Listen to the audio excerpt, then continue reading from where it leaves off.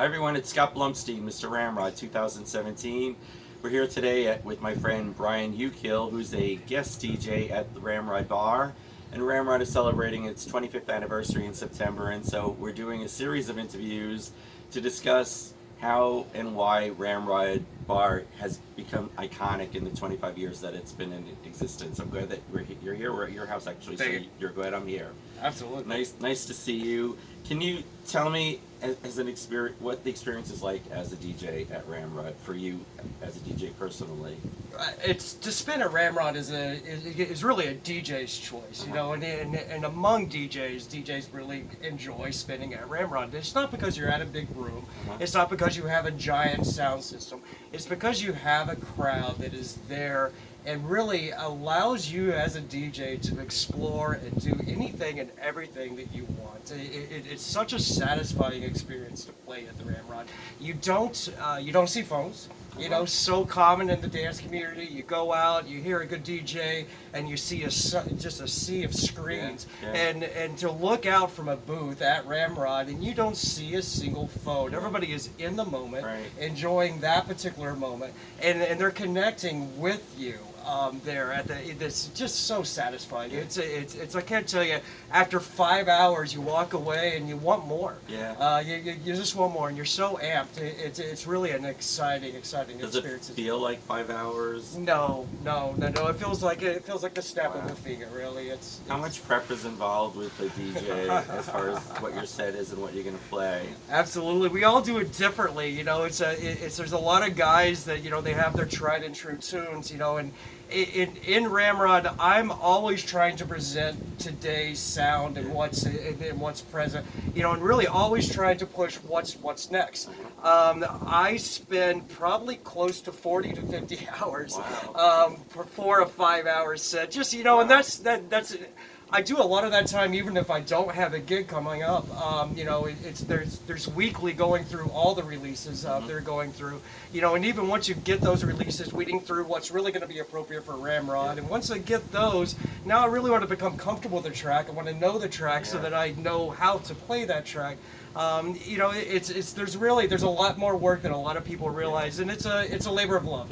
And a lot of guys don't put in as much, and I'm not going to say that they're not as good. And everybody has their own way of doing it.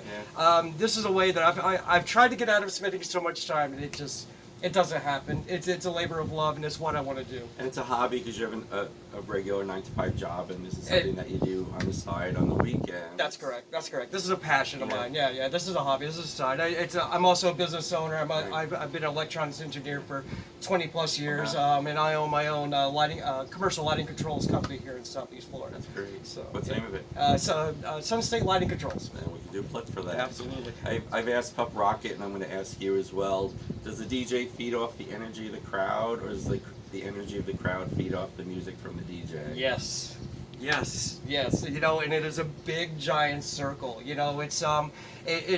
It is my job to set the atmosphere and set the groundwork for you to get there, and from there we are working as a team. So once I can start that dance floor, we're gonna start a conversation. Even though I've put in that 40-50 hours worth of work, right? That doesn't mean that I know where I'm starting, where I'm going to end. I have this general bubble in a lot of ways that I can go. It's a story that hasn't been written yet. And so as we're there and as the night progresses, and really that's going to dictate, then they're going to dictate where we go musically. So it's like a journey. You're taking the crowd on a journey. Absolutely. And it's a journey that we go on together, and you're telling me where to go. And when I don't go to the right place, they let me know. The energy. It's like you feel it, you see it, you see the, you're not going to get it all right, right? There's always going to be that one tune that didn't quite fit, and it's all about getting out of there and continuing the mood. But you can read that, and that's what a good DJ does, and that's the difference between a good and a bad DJ, is being able to have that conversation. You know, and if you ignore those cues, it's not going to be a good floor.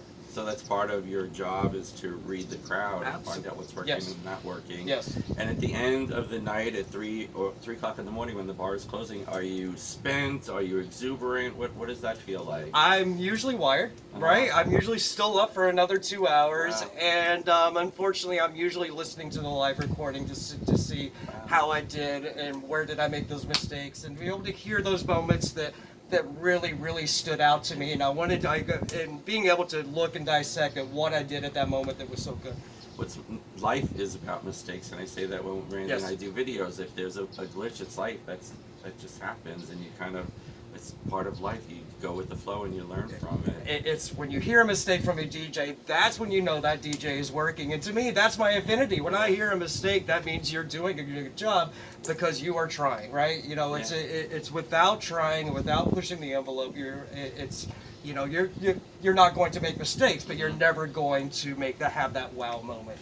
You know, I'd much rather have a DJ that's looking for that wow moment, that is actually invested and interested in taking me somewhere. You know, to me, there's a. Man, okay. No, it's the disco ball jammed on the palm tree. Excuse me, I thought it was a woodpecker. Sorry for the technical difficulty. And we're back. And we're back. And that's life. You know, so to me, there's a huge responsibility in playing at the Ramrod, especially during tourist season. Yeah. Someone has taken their one vacation a lot of times, Yeah. right? The one time that they're going to get away from wherever it is that they're going to get away from, right? You know, and I use that very specifically, you know, and they have chosen to go to Ramrod and spend that night on my dance floor, right? And this is their one opportunity. To me, it's a huge responsibility, and I have a responsibility to make sure that they have a good time, you know, and that getaway moment is not lost, you know, and it is something that I'm able to help them achieve.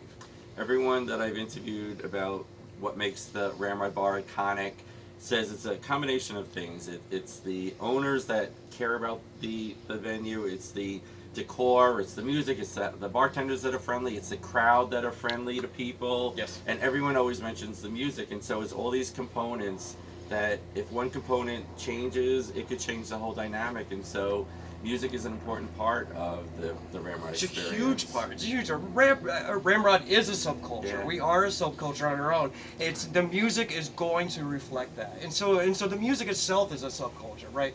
You know, and we play and we celebrate underground house. You know, and these are not hits that we hear on the radio. That's These right. are not hits that we hear at every other club Yeah. that we go to, Yeah. right? And that's exactly why we go to Ramrod, because it's not like every other club that we go to. It's a place we call home.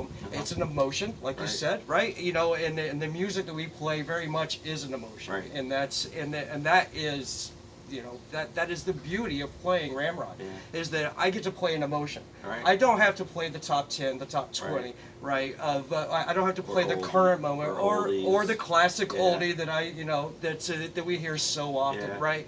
You know, but there is magic in me playing that oldie that matches the atmosphere of Ramrod, right? Yeah. So that doesn't mean that I'm not going to, you know, it's very recently I played a Stevie Wonder in the middle of the night, and the place blows up. It's all about part of being, you know, it's all part of making that story and mashing and the unexpected.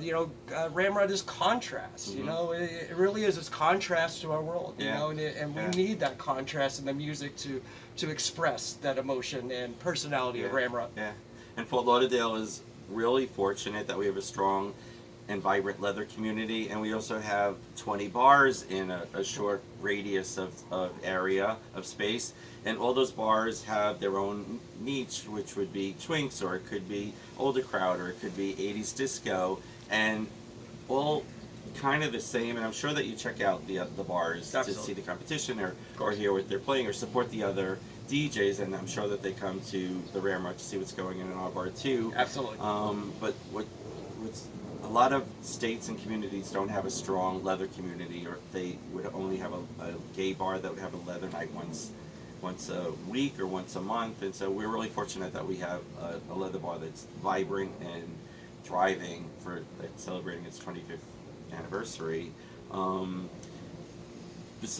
the owners give you any guidelines or advice or they very hands-on, fortunate in having owners that have good taste in music, that's right? great. It's you know, we do hear some feedback every once in a while, but you know, in very broad strokes, they really allow us to do what we do, right? You know, and that's why they've hired us. You know, and it's why we have, you know, a collection of really good DJs in there. You know, and we're certainly by no means all the same style. Everybody has their own, even within this bubble of dark and sexy and appropriate for Ramrod. There's still many places that we can go. You know, there's still, you know, besides the underground house, you know, we still have the guys, you know, they're able to do the dark and sexy circuit house, as well as the guys that go more of the techno and the tech house side. You know, it's really, you know, it's the guys that we have is really just, and I could make a list this long, right? You know, we got myself, we got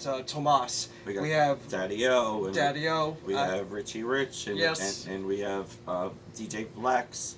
You have to mention Herbie James, who's been a mainstay at the Ramrod until very recently, for 24 years. 24 years. We love you, Herbie. Yes. Thinking about we do. About you. You know, we can't miss Bryan Reyes. Right. We can't miss Mike on Tuesdays. With you know, there's Pop Rocket. Yeah, Pop Rocket. Pop DJ. Rocket. We can't forget Pop Rocket. Right. Oh my God. I know I missed a couple in there, right? And they always have also guest DJs that come from Europe or that are in town, and they give them a spot as well. And so we give them an opportunity to share their passion with the leather crowd. And I don't think that I've gone to a lot of leather bars across the country that I don't really see a lot of dance floors or leathermen dancing in leather bars, and it's a huge thing at Ramrod where the dance floor is small but it's packed.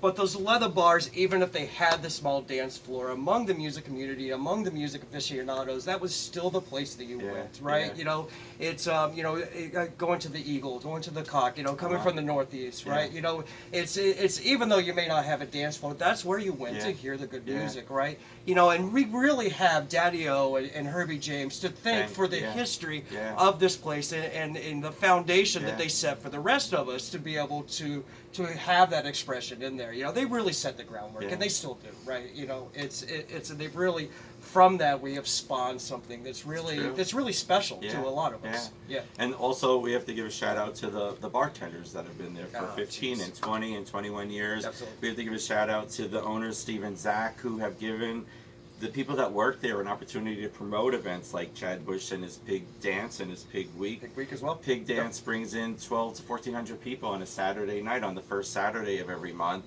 And then all the theme parties and different events that make Ramrod special. Yes. And all of those things together make the Ramrod the iconic place that it is, that's known nationally and internationally. Of course, you got Pig Dance every first Saturday, and then you have Underground Invasion every second Saturday, which is something I've been able to be a part of. You know, so you got Doug Jackson, you got DJ Tomas, you got myself, Daniel Christopher that will come in every once in a while. We now have DJ Farrell that shows up every once in a while. So all being able to represent this underground house sound, you know, that a lot of us, you know, that we miss out on, right? You know, it's so many gay parties tend to be the circuit house and tend to be commercial, right? You know, and there's so many of us, especially, you know, with the festivals and everything that's really become so popular all across the nation. You know, there's a lot of us that have an aficionado to that underground house sound. You know, something that you hear more overseas than you hear, and to have a night that's dedicated to that every month is really, really a nice thing. Yeah. And so, anything else that you would like to add about your experience as a DJ, or why or how Ramrod is so iconic and such a special destination place? You know, first of all, it's just really special. And as far as the family at Ramrod, it's just been amazing this past almost 2 years to be a part of it. You know, and it's really a nice thing. So I'll be playing this coming Saturday, the 31st, Labor Day weekend. Absolutely, that'll be a lot of fun, right? You know, and keep a close eye on Pig Week, Psycho Circus. So a lot of announcements coming up with that, and I'm going to be a part of that as well. And that starts right after Thanksgiving, after the Leather Mess Ball, and it runs for a week and a half. And there's like 90 parties that are planned, and Chad Bush is the promoter for that. Something that's also interesting is that the owners, Steve and Zach, are always at that bar, and the bartenders are always friendly. Yes. And you're, even when you're not a DJ, we always see you there supporting That's all. whoever is playing, and the same with the other DJs that come. We always see you and Paul dancing on the dance floor and supporting, and that's important too. It is like a family. It is a family. Yeah. It is a family, you know, and there's the Ramrod family, and the DJs are his family as well. You know, to be able to come into a place and have the love and acceptance of as a new guy on the Right. block has Yeah. just been really, really an amazing thing. You know, to have all these guys become my mentors. Yeah. You know, and just the way that we connect together, it's really a great thing. So there's no ego. None Excellent. that we would admit to. Okay, great. Yes. Also want to mention the Mr. Ramrod contest that's coming up on October 6th. It'll be the 25th Mr. Ramrod, and come out and support that event. We're really lucky. There aren't a lot of title holders in the Florida state, and we're one of the ones that go on to IML and represent the community. Do you want to mention your business again? Mentioned it earlier. No, Okay. that's fine. I really appreciate your time. We've been talking about this for a while, and I wanted to give it a spotlight on the DJs because I think it's an important I aspect. appreciate the a opportunity. part Thank you very of- much. Yeah. Of the Ramrod experience. I'm Scott Blumstein, Mr. Ramrod 2017. My friend Bryan Hukill, DJ at Ramrod, and he will be there on Labor Day weekend on Saturday. So come check it out and come out and see Randy and I. Thank you, everyone. Thanks, guys.